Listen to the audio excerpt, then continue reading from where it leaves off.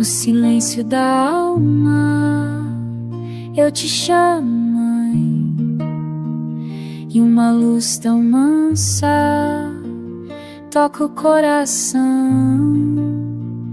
Tuas mãos de calma descansam em mim, e a paz desperta junto à oração.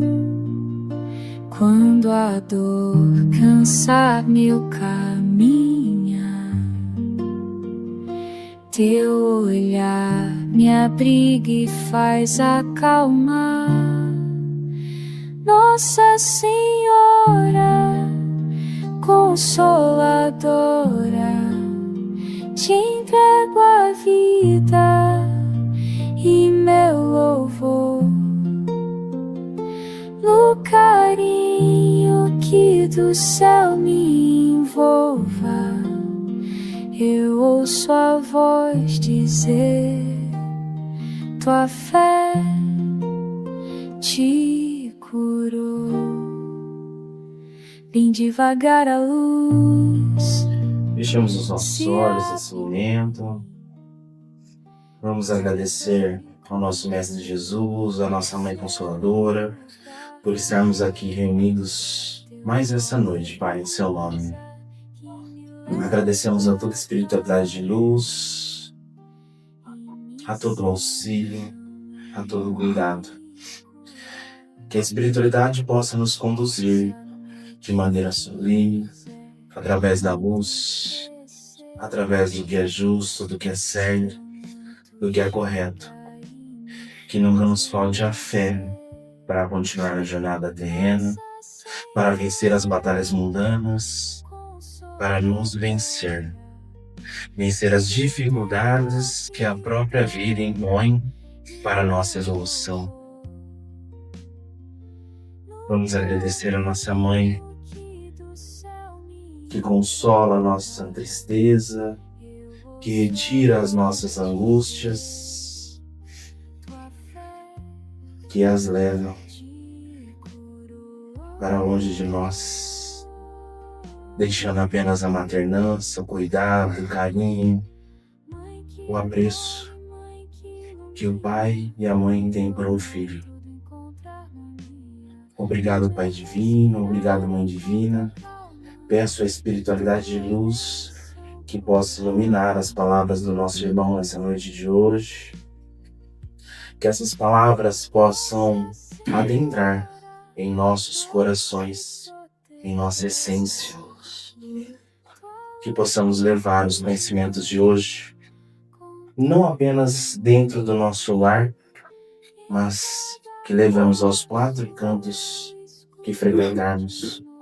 Que possamos também ser uma ponte de transbordo de luz a todos aqueles que precisem. Obrigado, obrigado, obrigado, Mestre Jesus. Obrigado, obrigado, obrigado, Pai. Obrigado por cada um que pôde estar aqui presente hoje. Mas abençoe também, Pai, aquele que aqui não pôde chegar no dia de hoje. Que assim seja. Que assim seja. Pai nosso que estais nos céus, santificado seja o vosso nome, venha a nós o vosso reino, seja feita a vossa vontade, assim na terra como nos céus.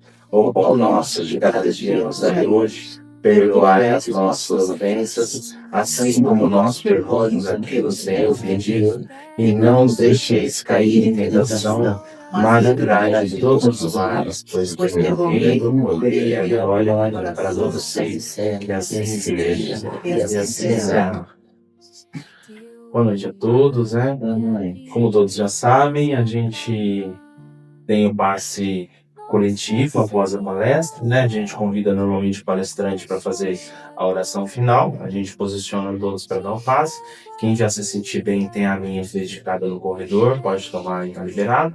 Quem ainda quiser permanecer, permaneça no seu lugar em oração, a equipe da casa vai chamando para o passe individual. Aí tome a aguinha e tá liberado, tudo bem? Vou passar os recadinhos rapidinho para vocês.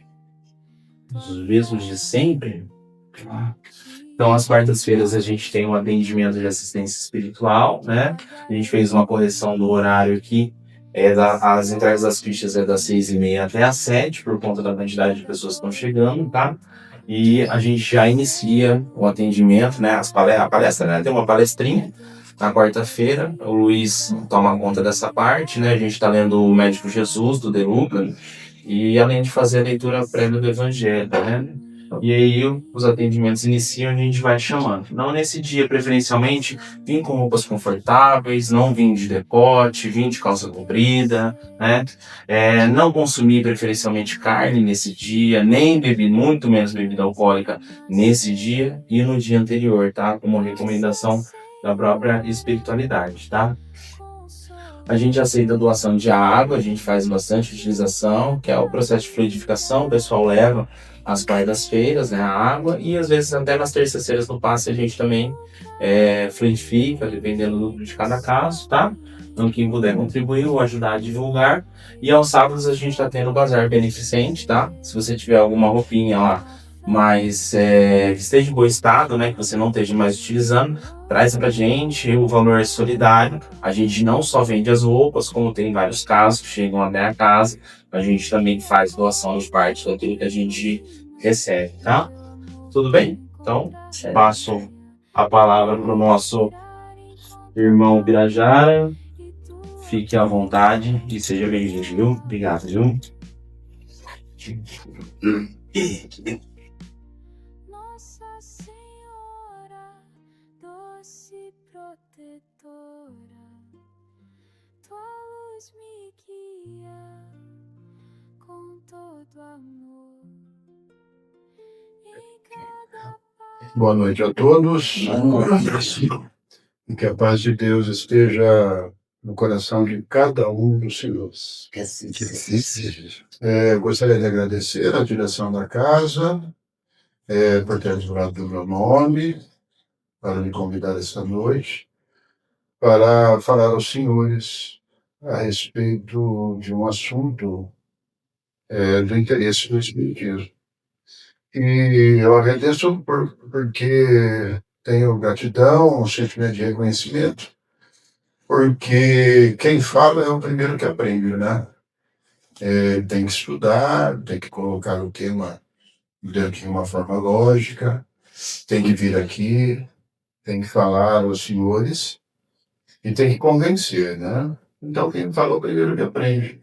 E essas palestras realmente têm sido um verdadeiro aprendizado para mim, que em meio ao trabalho, as minhas funções habituais, muitas vezes e o celular, né, que tem roubado a vida da gente, a gente acaba não estudando, né? Acaba não estudando. E hoje eu trouxe um assunto bem simples, bem fácil e bastante falado no Espiritismo, mas às vezes pouco praticado, para eu e vocês e todos nós pensarmos juntos, né? Eu vou falar a vocês hoje a respeito da caridade. Essa palestra eu comecei a fazer alguns anos atrás, né? Na época da pandemia, né? Nós tivemos entre 2020, fevereiro de 2020, até maio de 2022, a pandemia, né? E durante a pandemia, né, muitos perderam a saúde, né? Muitos perderam a vida, e muitos perderam mesmo a condição do trabalho. E dependeram da ajuda dos outros, né? Então foi uma época bastante próspera para o exercício da caridade, da renúncia, né, em favor dos outros. Mas muitos deixaram que a oportunidade passasse, muitos deixaram de aproveitar aquele momento e poder se empenhar. Principalmente nós, os funcionários públicos. Nós não perdemos um tostão, enquanto que o pessoal da iniciativa privada, os autônomos, o pessoal da economia informal, né, realmente precisou viver da ajuda de todos. Mas, enfim, né, nós conseguimos vencer aquele momento difícil, né, passamos. E depois, poucos sabem, né? Mas a Câmara Municipal de Bauru, ela fez uma lei criando o Dia da Doação. Né?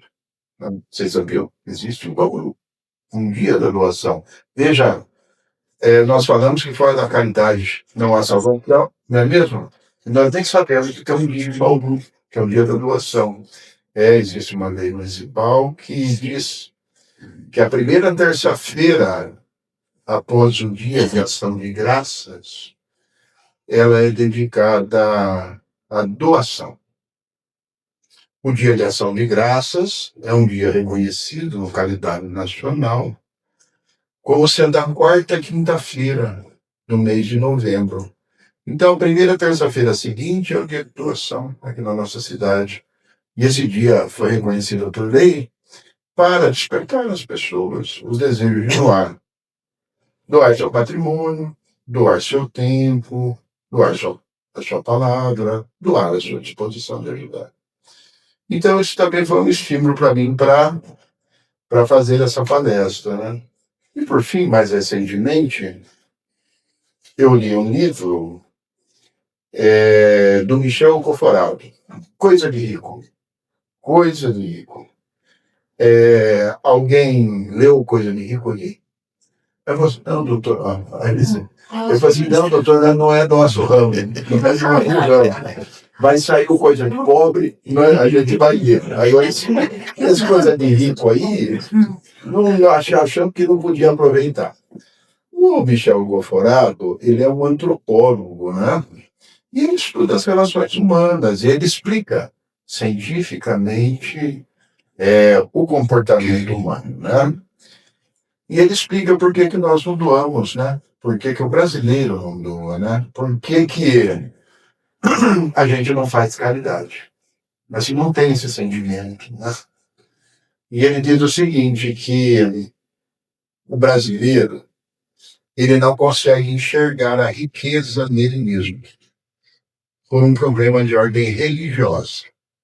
Como Jesus disse no Evangelho, que é mais fácil um camelo passar pelo fundo de uma agulha do que um rico entrar no reino dos céus, a pessoa não enxerga a riqueza dele. Ele fala assim, então, se alguém tem que ser rico, que seja o outro, que é ele que vai para o inferno, não sou eu. Tá? Então, essa é a primeira revelação. O brasileiro não vê a riqueza nele, mas a riqueza existe. E a riqueza existe entre nós, a riqueza material. E quando nós chegarmos lá no plano espiritual, nós seremos recebidos por alguns espíritos com a declaração de imposto de renda na mão e na outra o censo. Sabe que a cada 10 anos no Brasil é feito um censo. E esse censo serve para medir essas coisas mesmo. Vocês sabem no Brasil quem são considerados os muito, muito, muito ricos? 2% da população, sabe quem? Quem tem uma renda superior a 29 mil reais. Agora, se você pegar os super ricos, os 0,0001, você vai pegar gente assim na faixa de 90 mil reais de renda por mês. Agora, o médio de classe alta, se você pegar quem ganha acima de 7 mil, já é considerado uma classe média alta.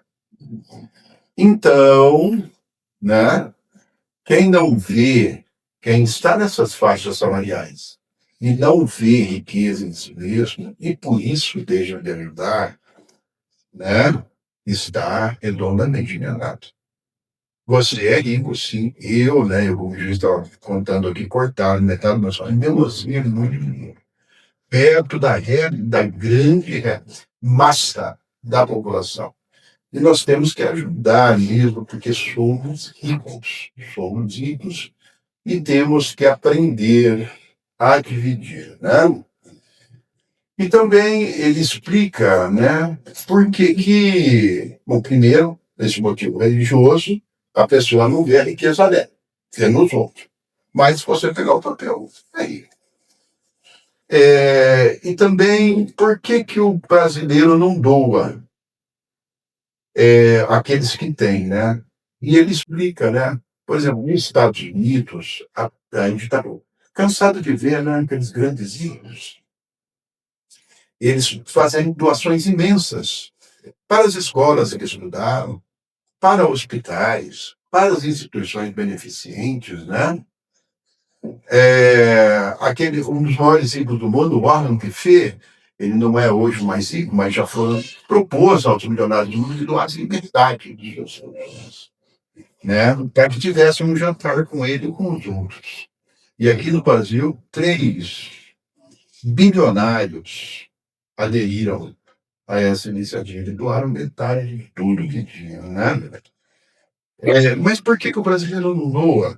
Aí o Michel Conforado explica que lá nos Estados Unidos o cara nasce, tem acesso a uma escola boa, aí ele vai para uma universidade boa, aí ele consegue uma boa colocação no mercado de trabalho, aí ele ganha dinheiro, aí ele olha para trás e fala assim: alguém antes de mim esteve aqui, construiu essa sociedade que me fez cursar aquela escola, que me fez cursar essa universidade, que me fez trabalhar naquela empresa, que me fez ganhar muito dinheiro. Agora eu devolvo para que os próximos possam usufruir. Então eles doam. Agora o brasileiro já pensa diferente. O brasileiro pensa assim: eu nasci pobre, estudei na escola pública que era ruim. Depois, quando chegou para ir para a universidade, o filho do rico que estudou na escola pública passou no vestibular, foi na minha frente. Aí chegou lá para arrumar emprego, eu tinha que matar o leão por dia. Matei lá toda a floresta, ganhei dinheiro, apesar dessa. Aí ele olha para trás, ganhei dinheiro, apesar dessa sociedade. Então ele não doa para a sociedade, não tem esse sentimento de gratidão para a sociedade. Ele prefere deixar o dinheiro dele para aquelas pessoas que ele acha que de alguma forma ajudaram ele a vencer na vida. Então ele normalmente ele deixa para a família dele. Ainda que faça até o bisneto bilionário um vagabundo. Ainda que entregue assim. Por causa da sociedade. Mas nós viemos dessa sociedade, né?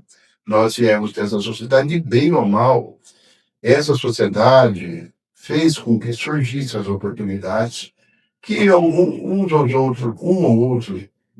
outros aproveitaram ou não, e nós, uma boa parte, ganhou muito dinheiro e precisa devolver para essa sociedade para que outros possam usufruir. A ideia é devolver mais do que receber. Eu falo, cheguei aqui, meu pai era assim, minha mãe era assim, eu vou devolver mais. Não é mesmo? Normalmente os pais devolvem mais do que receberam dos seus pais. Há 100 anos atrás, a pessoa constituiu uma família e tinha 10 filhos. Tinha 10 filhos. Desses 10 filhos, 3 morriam. E eles diziam: não vingou. Aí a preocupação da família era com que esses filhos sobrevivessem. Na outra geração, já tinha um menor número de filhos, as condições de vida que aquela geração anterior criou melhoraram e não morriam mais as pessoas. Aí o ideal delas, das famílias, dos pais, é que aqueles filhos fossem alfabetizados, porque eles não eram. Tá? Aí aquela geração alfabetizou esses filhos, entregou mais do que recebeu. Chegou analfabeta, deixou os filhos alfabetizados. Aí veio a outra geração e já se preocupou, falou assim: não, não basta alfabetizar, eu tenho que deixar filhos doutores. Já essa é a nossa geração, que já deixou os filhos doutores, mestres doutores, pós-doutores, né? E hoje a grande preocupação é deixar os filhos com saúde mental, tá? Lá para entrar na minha carreira, converso lá com o pessoal que está chegando, eles estão estudando 5 anos, tá? E o cara toma remédio para poder estudar 12 horas por dia, né? E quem não toma está trabalhando também para ganhar dinheiro nesse mundo, também muitas vezes tem perdido a saúde mental. Então, a lição dessa nossa geração é deixar filhos e netos com saúde mental, não é mesmo? Dizer para eles que a felicidade material reside na posse do necessário, que a felicidade moral reside na consciência tranquila, tá?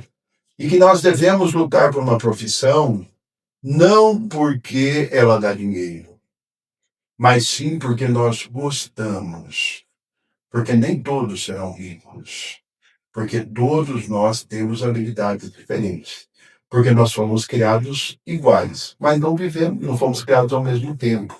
Não vivemos as mesmas vidas, não tomamos as mesmas decisões, não vivemos no outro mundo. Então, alguns são mais hábeis, outros são menos hábeis. Agora, todos podem ser felizes. E essa diferença de habilidades está na sabedoria divina. Porque o que um não faz, o outro faz. Já pensou se todo mundo fosse juiz? Nós ia ajudar quem? Não é mesmo? Se todo mundo fosse médico, quem seria os doentes? Não é mesmo? O que seria do astronauta que vai para o espaço se não fosse um coletor na Lua que pega o lixo?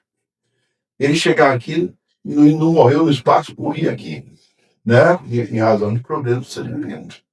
Então, essa diversidade de carisma, de habilidades, está na sabedoria divina. Agora, na medida em que a pessoa corre atrás do dinheiro e não daquilo que gosta, ele pode até alcançar. Só que não será um bom profissional, enquanto que aquilo que era para ele fazer ficará ocioso na sociedade, não vai existir. Porque ele foi direcionado para uma outra área. Então, é o que nós temos hoje, algumas áreas inchadas, com bastante profissionais, em que há até um rebaixamento profissional e um rebaixamento financeiro, e outras áreas faltando profissionais, porque aqueles que eram para trabalhar. Então, nós temos que dizer o que diz o Espiritismo. Felicidade material, posse do necessário, né?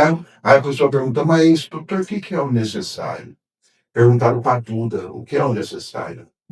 E Buda respondeu: o necessário, o sábio tem de consciência. Agora, se você não tem, você vai ter que viver um monte de vida rico, pobre, irremediável, até para alcançar um meio termo. É uma questão de consciência. E o que é a consciência? A consciência nada mais é do que uma memória encarnatória. Se você não adquiriu ainda, você vai ter que viver muito tempo. Na riqueza, na pobreza, na miséria, até o extremo. E a felicidade moral reside na paz de consciência, né? Fica uma noite sem dormir, preocupado com alguma coisa. Fique 15 dias sem dormir. Você vai ver que não dormir, ter um problema de consciência, é um castigo de Deus. Mas você fica louco.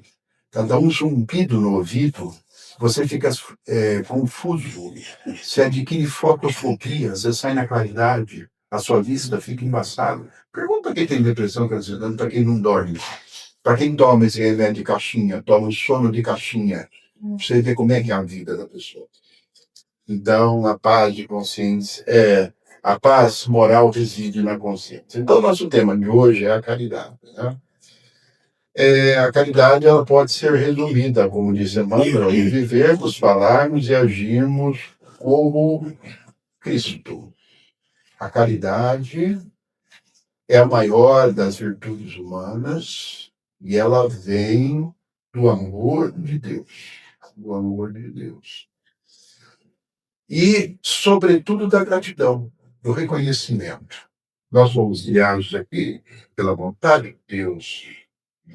Todas as bênçãos que existem em nossas vidas são decorrentes da ação de Deus.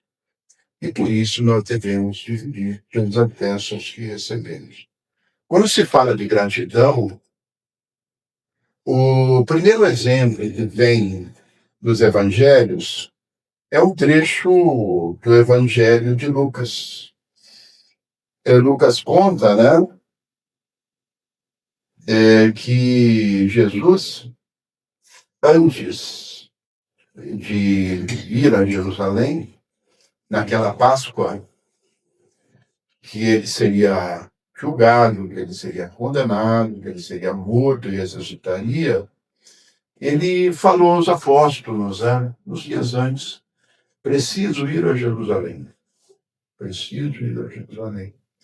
E falou para eles, né, e preciso passar pela Samaria, que era o caminho mais complicado, mais longo, mais penoso, né?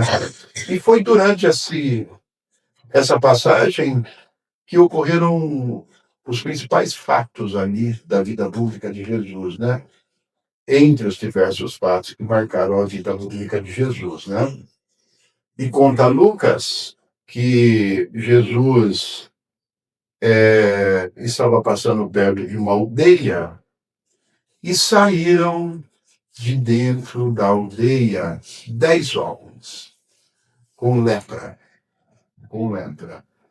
E naquela época, os leprosos, eles viviam isolados. Eles não podiam conviver com as outras pessoas, porque contaminavam, né? Então, eles eram obrigados a viver isolados. E se andassem, eles tinham que andar com a camisa aberta. Quando passassem por alguém, eles tinham que dar um grito para chamar a atenção da pessoa, que ele estava com lepra, para que a pessoa não se aproximasse dele. Então, esses homens se colocaram à distância de Jesus, né? E um deles virou para trás e falou assim: Jesus, mestre, Rabi, tem misericórdia de nós. Né? E Jesus, olhando aquela cena, ele pega e fala assim: sigam andando. Vão ao templo e exibam e se apresentem ao sacerdote. E eles foram andando, e conforme andavam, as suas chagas desapareciam. E eles ficaram limpos. E um deles voltou, se ajoelhou diante de Jesus, deitou o rosto no chão, colocou o rosto no chão, e chorou. E agradeceu a Deus. Aí Jesus perguntou para ele, né? Mas não foram 10 os curados? Só você voltou? Então você é abençoado por Deus. Vá ao templo, apresente-se ao sacerdote. Porque era o sacerdote que atestava a cura, que eles não estavam mais impunes. E assim foi feito. E esse é o maior gesto de gratidão que se assinala nos evangelhos. Né? E nós devemos agir assim também, diante das graças que recebemos da vida. Devemos agradecer a Deus pelo bem que recebemos. Mas essa gratidão, esse reconhecimento, ele tem 3 faces, né? Ele tem uma face retórica, bonita de falar, como eu estou falando para vocês. Ele tem uma face passiva, né? Aquela do emoji que você põe aí no seu celular lá, quando nasce uma criança, quando o outro faz aniversário, quando se livra de uma doença, né? A gratidão passiva. E tem a gratidão ativa, quando você sai distribuindo as bênçãos que recebeu. E aí entra a caridade, né? A caridade material, que é a renúncia de bens que você tem, bem dos outros. E a caridade moral, com palavras, pensamentos e ações. E a caridade é tão importante no Evangelho, a caridade é tão importante para o espírita, que Kardec cunhou uma máxima: fora da caridade não há salvação. E da onde ele tirou essa expressão? Ele tirou do Evangelho de Mateus, que está esse trecho, fora da caridade não há salvação, está lá no capítulo 15 do Evangelho segundo o Espiritismo. Conta Mateus que Jesus estava ensinando sobre o juízo final, né? E ele disse aos presentes, alguém perguntou para ele como seria o juízo final, né? E Jesus respondeu: quando o Filho do Homem vier no apogeu da sua glória, junto com todos os seus anjos, se colocarão à sua frente todas as nações do mundo. E ele, como um pastor que separa as ovelhas dos bodes, colocará as ovelhas à sua direita e lhe dirá: benditos, vocês são os herdeiros do reino de Deus, para quem Deus fez o seu reino desde o início. Porque tive fome e me deste de comer. Tive sede, me deste de beber. Estava desnudo e cobriram o meu corpo. Não tinha alojamento e me deram de morar. Estava preso e doente. Foste me visitar. E os representantes das ovelhas perguntarão a Jesus: mas, mestre, quando nós o vimos com fome e te demos de comer, com sede te demos de beber, desnudo e cobrimos o teu corpo, sem alojamento e lhe demos moradia, doente e preso e fomos te visitar. E Jesus lhes responderá: quando fizeste isso ao mais pequeno dos meus irmãos. E aí alguém lá dos bodes perguntará a Jesus, né? Jesus dirá aos bodes, né? Apartai-vos de mim, vocês que quando tive fome, não me deste de comer. Tive sede, não me destes de beber. Estava desnudo, não me cobriste. Estava desalojado, me deste moradia. Fui preso e estava doente, não fosse me visitar. E um deles perguntará a Jesus: mas, mestre, quando ouvimos com fome, com sede, desnudo, sem moradia, doente ou preso, e não atendemos o Senhor? Ele falou: quando deixaste de fazê-lo a esses mais simples dos meus irmãos. Tá? Kardec esclarece que efetivamente isso é uma imagem, né?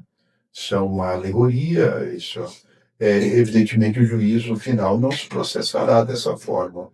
Né? O juízo final ele ocorre na consciência de cada um. Você morreu, já faz lá um balanço, não é mesmo?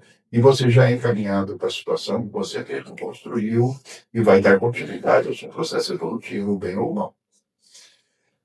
Mas o critério para a salvação, a redenção dos seus pecados e a compensação de suas faltas, sem dúvida nenhuma, será a caridade.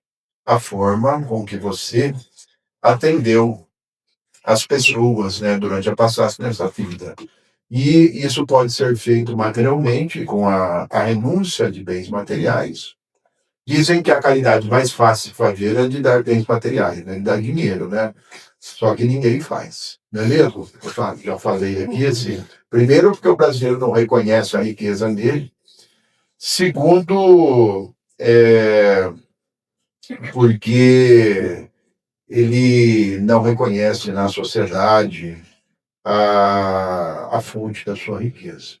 Não é mesmo? Dizem que é mais fácil a caridade material, para aquele que tem. E a caridade moral, que é feita através de pensamentos, palavras e ações. Qualquer um pode ajudar materialmente. E também pode ajudar moralmente, com pensamentos, né? eu sempre, quando vejo uma pessoa numa situação de aflição, eu faço um pensamento, uma prece, né? Para que Deus ajude aquela pessoa, já é uma caridade que se faz, né? Muitos aqui, efetivamente, estão escravizados por espíritos obsessores. E está no livro dos espíritos, por que os obsessores perseguem as suas vítimas, né? Às vezes é por vingança, às vezes é por fraqueza. Ele percebe a fraqueza no outro e ele explora a fraqueza do outro. Às vezes é por pura maldade, né? Então, uma prece que você faz pode aliviar aquele sofrimento, pode afastar aquela influência espiritual, como pode também auxiliar a pessoa a suportar aqueles momentos de dor que está vivendo, quando não for esse, não for essa, a causa não for espiritual, mas física, né? Também você pode fazer a caridade por palavras, né? Dando bons conselhos, né? Quantas pessoas nos procuram diariamente a busca de bons conselhos, né? E cabe a nós orientarmos as pessoas e direcionar no caminho do bem. E ações, né? Cuidados com parentes, cuidados com amigos. Se você não tem dinheiro, você pode dedicar uma parte da sua vida, uma parte do seu tempo para o voluntariado, né? E com isso exercer a caridade, né? A quem deve ser dirigida a nossa caridade, né? A nossa caridade deve ser dirigida ao próximo, né? Mas quem é o nosso próximo, né? Então, está nessa passagem ainda, agora no Evangelho de São Mateus, conta a trajetória de Jesus ali naqueles últimos dias da sua vida, que Jesus foi a Jerusalém, né? E chegando às portas de Jerusalém, ele foi inquirido lá por um fariseu, né? E geralmente os judeus inquiriam Jesus para testá-lo, né? Para testá-lo. Jesus dizia que os fariseus eram hipócritas, que eles conheciam a lei, o Torá, os 5 livros do Antigo Testamento, conheciam os escritos dos profetas, eles pregavam nas sinagogas, mas não faziam o que falavam. Então Jesus dizia que os fariseus eram hipócritas. E Jesus dizia que os saduceus, os religiosos, eles transigiam com o povo dominante. Na época de Jesus, Jesus era judeu. A Palestina estava sob domínio de Roma. Então, diz que os sacerdotes deixavam que os romanos fizessem tudo. Agora, com o povo, com os judeus, era a lei e os profetas. Então, Jesus dizia que eles tinham esse comportamento dúbio, né? E Jesus dizia que os escribas, os senhores da lei, os doutores da lei, aqueles que escreviam, na época de Jesus não tinha imprensa, né? Hoje você manda fazer um livro, né? Isso aqui. Na época de Jesus, não, era escrito à mão. E quem escrevia eram os escribas. Eles transcreviam. E eles se tornavam hábeis, conhecedores da lei. E Jesus dizia que os escribas inseriam costumes gregos das escrituras que não haviam sido escritos por Moisés. Né? Então eles queriam matar Jesus. Né? Os judeus queriam matar Jesus. Só que Roma tinha proibido os judeus de aplicar pena de morte. Então, para matar Jesus, eles tinham que implicar em Jesus. Primeiro com os judeus, depois com os romanos. E foi isso que eles fizeram, né? Jesus foi morto acusado de crime de lesa majestade. Ele falou que ia instituir na terra o reino de Deus, né? Só que naquela época a figura de César se confundia com a figura de Deus, né? Então ele seria um revolucionário e por sua negação de impostos, né? Então um fariseu querendo testar Jesus chegou chegando às portas de Jerusalém, chegou mestre Rabi, o que devo fazer para viver bastante, né? O que corresponderia à pergunta de qual é o maior mandamento.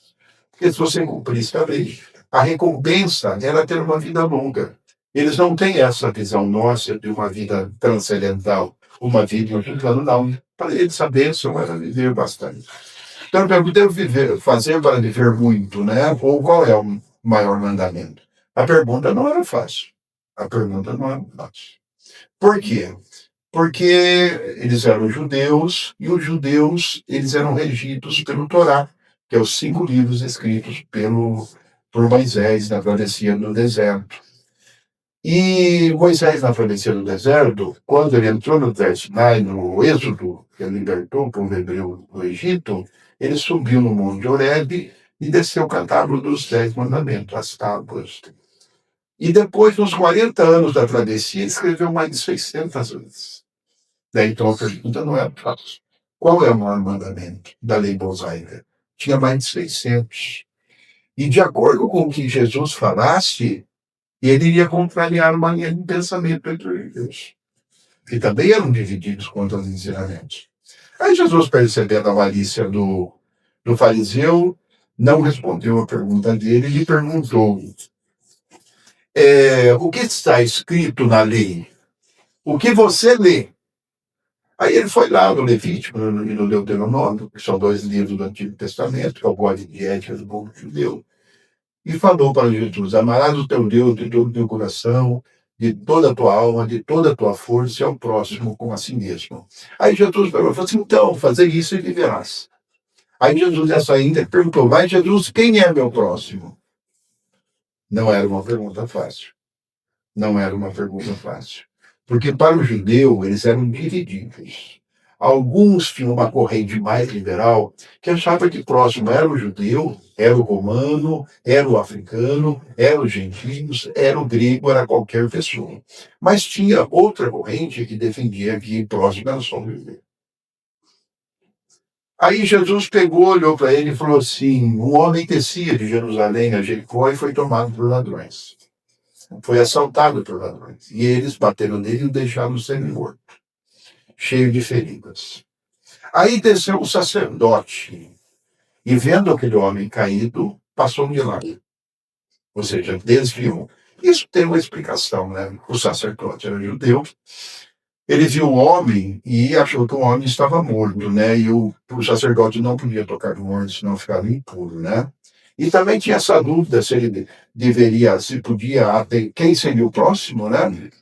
E ele na dúvida se aquele cara caído ali, se era judeu, se era romano, se era grego, se era gentil, ele achou melhor. Ele estava mais preocupado com ele do que com o rapaz que estava caído lá. Aí atrás dele veio o levita, o cobrador de impostos, que seguia o religioso, né? E viu que o padre desviou, o sacerdote desviou, ele desviou também. Falou: não vou pôr a mão na boca. Aí ele pegou e falou assim: aí veio o samaritano. Ele não falou de onde vinha o samaritano. Ele foi vendo aquele homem caído, se tomou de misericórdia por ele.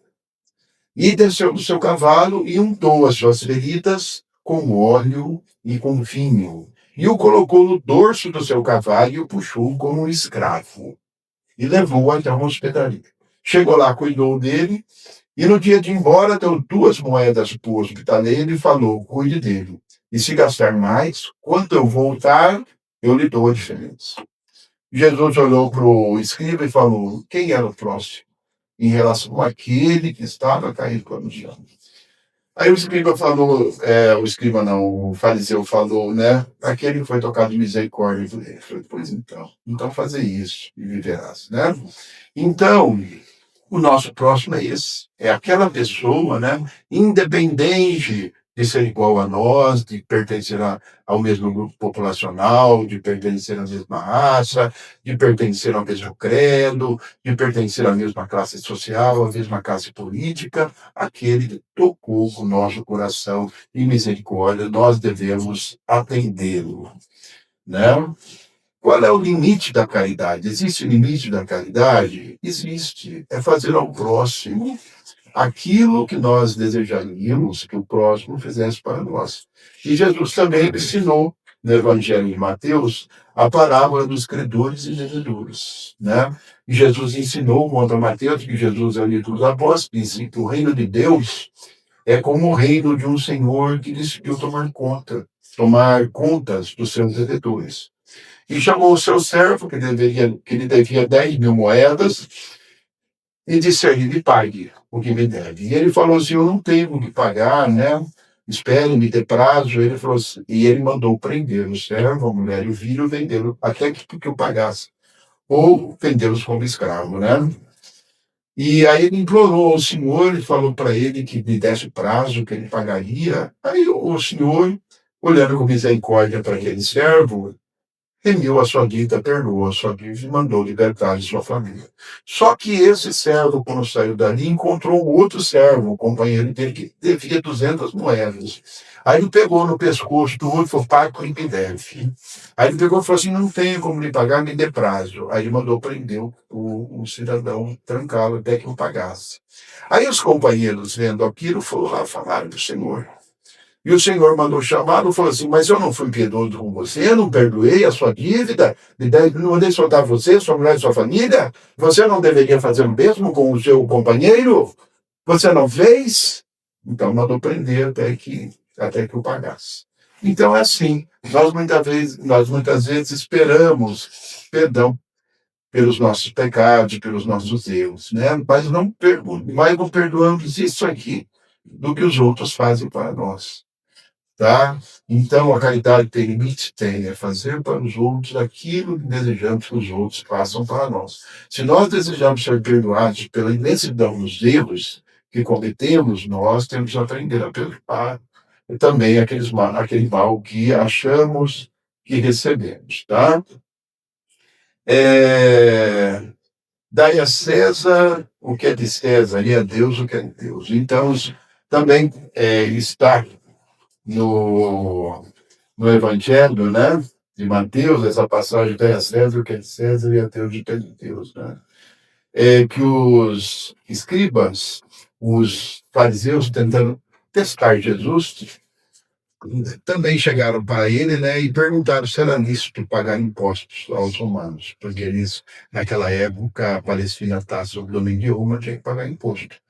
E eles não queriam pagar. E eles falaram para Jesus, né? E se Jesus falasse que não era para pagar, estava bem com os judeus, estava mal com os romanos. Se falasse que era para pagar, aí estava bem com os romanos, estava mal com os judeus, né? Então Jesus, percebendo a malícia do fariseu, mandou que ele exibisse uma moeda. E perguntou para o fariseu: de quem é essa face estampada na moeda, né? Ele falou assim: é de César. Ele falou assim: então, dá a César o que é de César e a Deus o que é de Deus. Nós não devemos misturar as coisas do Estado com as coisas da igreja. O imposto é fundamental como forma de divisão de riqueza. Nós devemos pagar todo o imposto que nos é atribuído, e quem não quer pagar tem as formas que ele pode, quem não concorda tem as formas que ele pode discutir o pagamento de imposto. Agora, sonegar, isso é contra a lei de Deus, isso é contra o espiritismo. Não é mesmo? A gente vê, né, Vale dos Suicidas, né? A gente vê o Vale daqueles que fizeram amor, do Vale do não sei, mas ninguém fala do Vale dos Sonegadores, né? A cada R$1 que se arrecada nesse país, um se sonega. Tá? E esse dinheiro sonegado falta. Esse dinheiro falta na assistência, esse dinheiro falta na saúde, esse dinheiro falta na educação, esse dinheiro falta na segurança, esse dinheiro falta na mesa. O político rouba, bom, tudo bem. Então você pega e rouba dele e acha que está tudo certo. Se ele rouba, quem vai responder por isso? É ele, não é você. Nós devemos cumprir a nossa obrigação. A caridade mais agradável aos olhos de Deus, né? E quanto à caridade mais agradável, existe, Jesus contou a parábola do óbolo da viúva, né? Óbolo é uma pequena contribuição. A viúva era uma mulher da época de Jesus, que vivia sem um marido, né? Porque ele morreu. E a situação das mulheres na sociedade romana era de absoluta exclusão, principalmente quando seu marido morria. Se morria, ainda tinha que pagar as dívidas dele. Então, Jesus, observando no templo como ali os judeus faziam as suas ofertas, entregavam suas ofertas do gasofilácio. Gasofilácio era um recipiente de metal que ficava dentro do templo, onde as pessoas depositavam as suas moedas. Como o dinheiro era moeda, era em metal, as pessoas punham o dinheiro dentro do gasofilácio e, de acordo com o barulho que fazia, você era capaz de imaginar a quantia que a pessoa doava. Se doava mais ou menos. Então chegou um, fez a sua doação, chegou outro, fez a sua doação, e chegou uma viúva que depositou 2 moedas. e fez um barulho ínfimo, né? E Jesus chamou os seus discípulos e disse, né? Em verdade vos digo, né? Que a doação dessa viúva é mais agradável aos olhos de Deus, porque ela doou daquilo que lhe faltava, enquanto os outros doaram daquilo que lhe sobrava. E tem um autor espiritual ainda que diz que no mundo espiritual essa história não acabou por aí. Ele diz que depois, quando esvaziou o templo, aí veio uma escrava, essa escrava limpou tudo ali, né? Deixou tudo limpinho. Aí Jesus, vendo aquilo, olhou para os discípulos e falou, em verdade vos digo, perante Deus, o serviço da mulher teve mais valor que o das outras. Por quê? Porque ela deu de si mesma.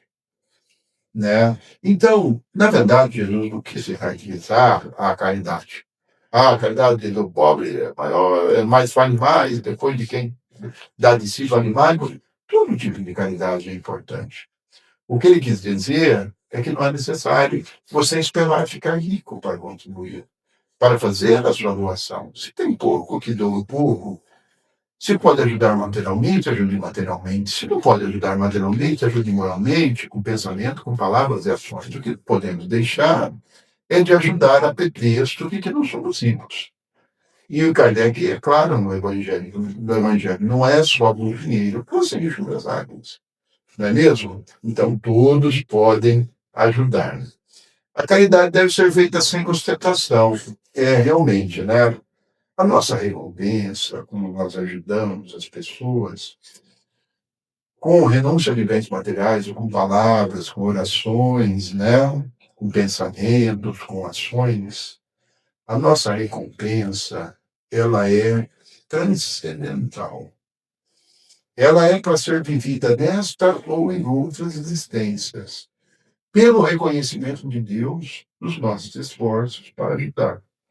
Agora, quem procura mostrar para os homens já tem um reconhecimento deles. E o que faz não tem valor. Tá? Então, nós devemos fazer o bem sem ostentação. Para o espírita, a nossa recompensa, ela é transcendental. A nossa recompensa não é deste mundo. Quem busca a recompensa neste mundo, quem busca a recompensa no reconhecimento dos homens, recebeu a sua recompensa e está pago pelo que fez. Tá? Não se esqueça disso, para não chegar do outro lado lá, não ficar louco. Foi bem tudo e aqui ainda não tem o valor. Atributos da caridade, né? A caridade, ela é piedosa, ou seja, ela vê a pessoa numa situação de dificuldade, já tende a ajudar. Ela é benimerente, ela faz de todo o bem possível. Ela é indulgente, ou seja, é complacente com os erros alheios. Ela perdoa os pecados, né? Eu estou vendo, só que eu não consigo fazer nada disso aqui. Né? E ela não é temerária e nem precipitada. Eu queria falar só dessas duas partes, que não é temerária e nem precipitada. Acho que do que eu contei, né? Eu estava vindo da academia, né? Acho que eu contei para você, né? Eu estava vindo da academia. Esse negócio da caridade não é precipitada nem temerária, né? E eu moro naquela praça lá ali atrás do Apibes, na Praça Salim Haddad, né? E eu passei lá com o meu carro lá, então um frio do caramba desses dias que baixou a temperatura, e um cara caído lá na calçada, né? Aí eu passei, né? Falei, agora, né? Vou largar esse cara aí, ele vai morrer, né? Samaritano. Ele vai morrer, esse cara vai morrer, um frio, né? Eu falei, bom, eu falei, não vai ter jeito, né? E já era 11 da noite, eu querendo dormir, né? E ser tudo ali, né? Tudo para não fazer as coisas, né? Então, chega lá, eu parei a caminhonete, desci, Martino, Carol, acorda aí. Não pode dormir aqui, você vai morrer, rapaz, tá muito frio. Ele levantou a cabeça assim e falou assim, você é viado? Você é viado? E eu falei assim, não. Eu não estou falando para você do que eu respondi para ele. Ele falou assim, não, eu vou ficar aqui mesmo. Eu falei assim, não pode ficar aí. Não pode, tá frio, você vai morrer. Não, eu vou ficar. Aí eu peguei, falei, ligação, né? O que eu faço agora? E eu que eu sou um cara que conheço as coisas, mas não me veio na cabeça, não, nem devia ter feito a principal conduta, né? Aí eu peguei, né? Tirei a carteira, tirei 50. Vou dar para você, mas você tem que levantar e sair andando. E procurar um abrigo aí para você dormir. Aí eu vou estar aqui. Falei, tá aqui não. Levanta. Levanta, me pega suas coisas. Aí ele levantou. Pegou as coisas. Só os 50. Botou no bolso e foi embora. Então, a caridade, ela não é precipitada, né? Ela não é temerária. Você é teimoso, né? É teimoso se abordar alguém na rua, né? Jesus, se voltasse hoje, ele não ia curar uns depois. Ele ia mandar aquilo lá os seus amigos. Agora, excelência, área de excelência, a cura de leproso. Jesus não ia mandar o samaritano pegar o outro lado. O samaritano ia ligar para o SAMU. O SAMU ia lá pegar o. A gente tem que conhecer quem vai para a guerra, precisa conhecer as armas que tem. Senão, você vai começar. Nós já pagamos imposto, o Estado tem uma estrutura para atender essas pessoas. Agora, se você começa a fazer aquilo que o Estado deveria fazer, ou o Estado vai recuar, ou aquele pouco que nós temos de atividade de caridade não vai ser suficiente para atender todo mundo. Então, essas pessoas que estão na rua, o que existe hoje, né? Existe a equipe de abordagem. Existe um programa público de abordagem na rua. Quem executa esse programa é a Casa do Garoto. Tem o telefone, se liga, eles vão lá. Eles abordam. Eles estão acostumados. Eles conhecem aquela pessoa. Eles sabem da família dele. Eles sabem onde ele dorme. Eles sabem se ele vai acompanhá-lo para o abrigo, se ele vai para o albergue, se ele não vai, o que vai ser feito. Agora, vai você lá, toma um desse aí. Se é viado, e olha lá se vai vinha para essa família. Então, a gente, quem trabalha com caridade, né? Eu vi aqui, precisa. Quando eu estava lá na USE, lá, eu me dispus, eu fiz lá um guia. Eu mandei depois, de encaminhamento, né? Mas nós temos centenas de pontos de assistência na cidade. Centenas. Que ninguém conhece. Por exemplo, aqui vou perguntar para alguém, quantos abrigos, quantos asilos nós temos aqui na cidade? 60. Quantos? Particular? Asilo, não. Casa de refúgio, não. Asilo, da assistência. Nós temos 4. Né? Nós temos Paiva, nós temos Vicentinos, nós temos lá no Lauro de Souza Lima, tem um asilo de idosos, e nós temos o Lar Desamparado, que é de agudos, mais de 80% da população é disso.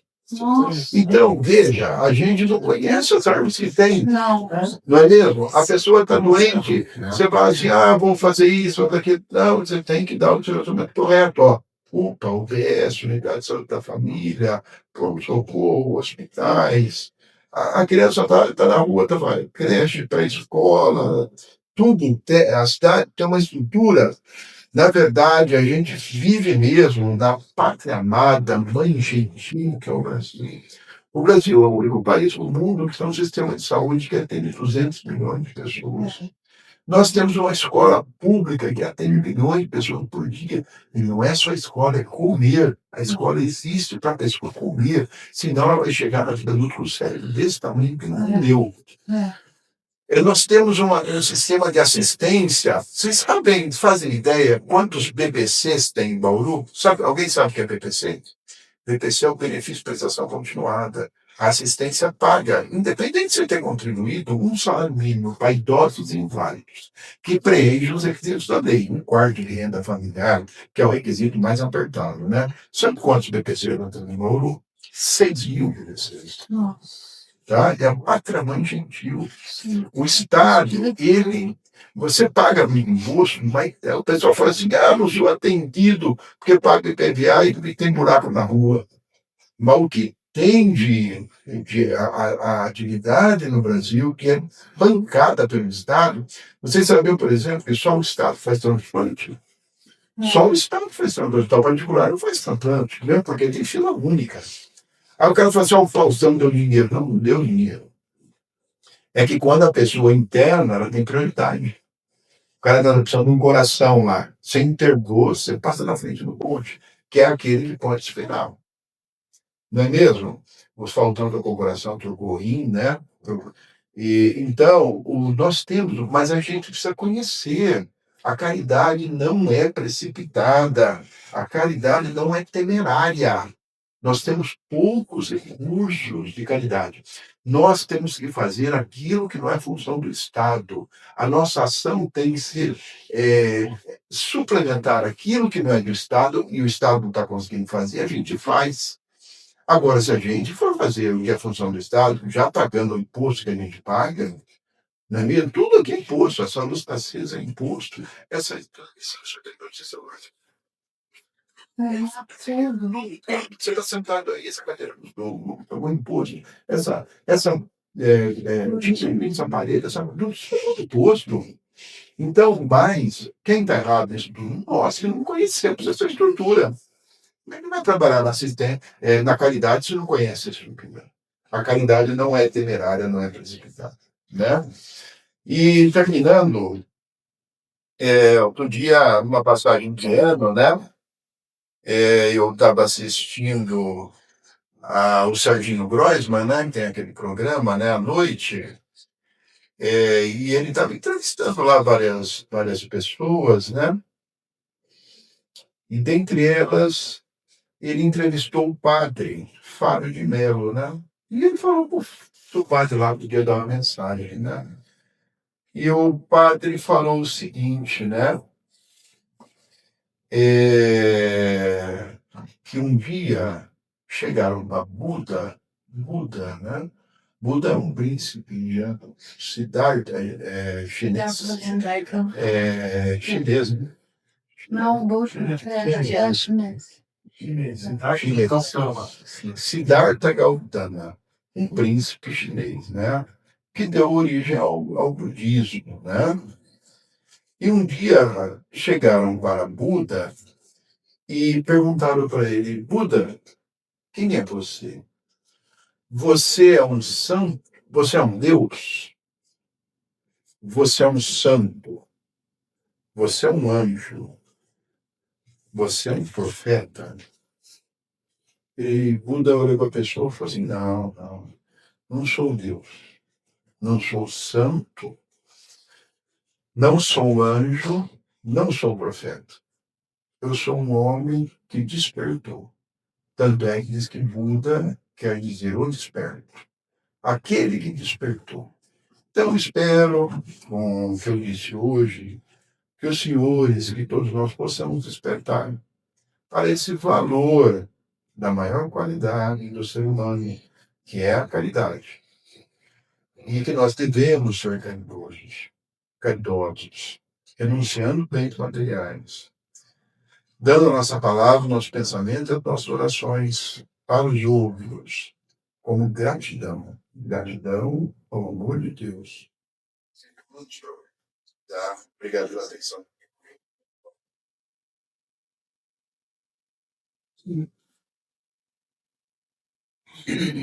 Obrigado.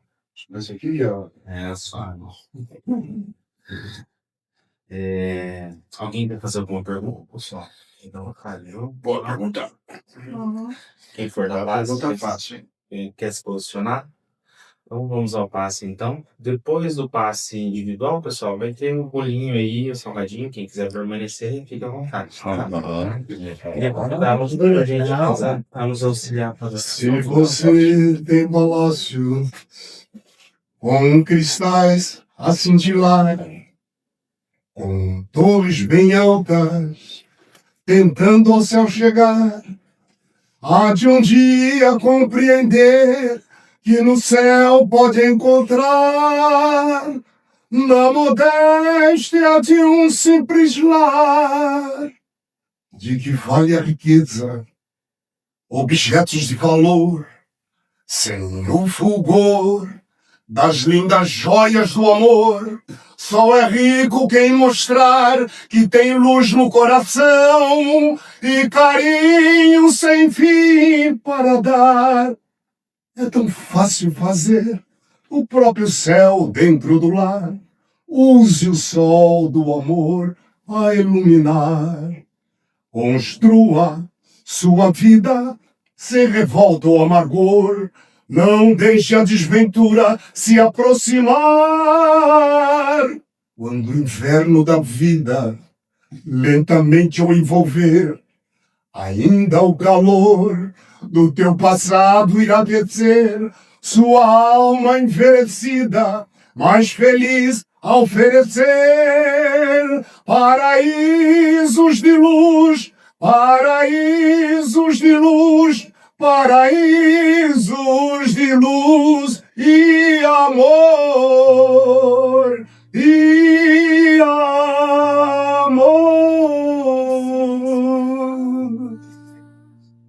Eu te chamo. Nós temos o Toninho aí na nossa equipe. Eu apreço que nada mudar, não sei. Valeu, apreço. Valeu. Você quer finalizar com a prece sua? Eu gostaria, viu? Fechem os seus olhos nesse momento. Elevem o seu pensamento ao Mestre Jesus. Fique à vontade, viu, igreja?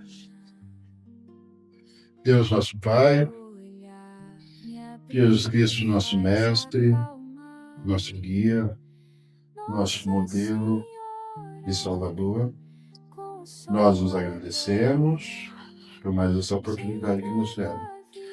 Estamos aqui reunidos em seus santos nomes para o estudo dessa noite a respeito da caridade.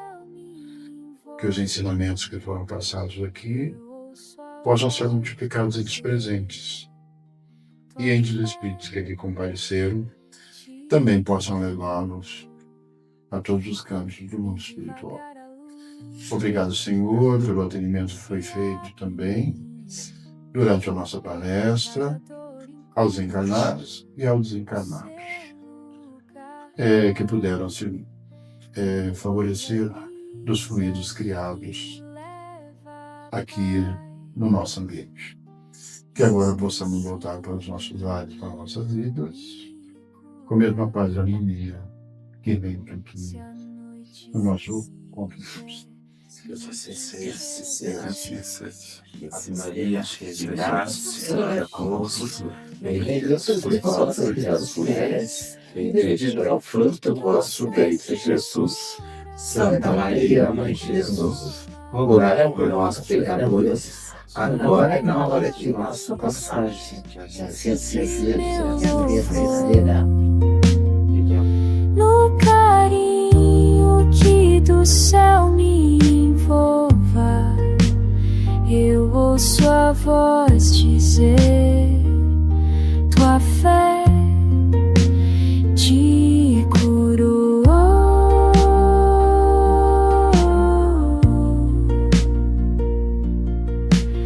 Mãe que acolhe, mãe que ilumina, em teu amor tudo encontra harmonia. No meu respirar